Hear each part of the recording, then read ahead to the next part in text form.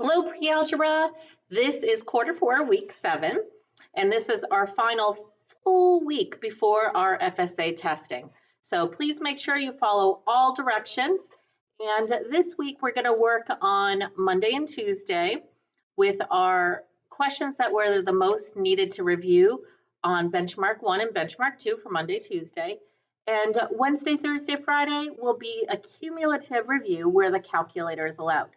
Don't forget that the second half of each day, you should be watching the Pre-Algebra Giant review video, stopping and pausing when needed, rewinding when needed, to go through and record all those problems in your notebook and continue to work on those as there is a notebook quiz. So you do get a grade for the involvement in the FSA prep questions and for watching the videos. Have a great week.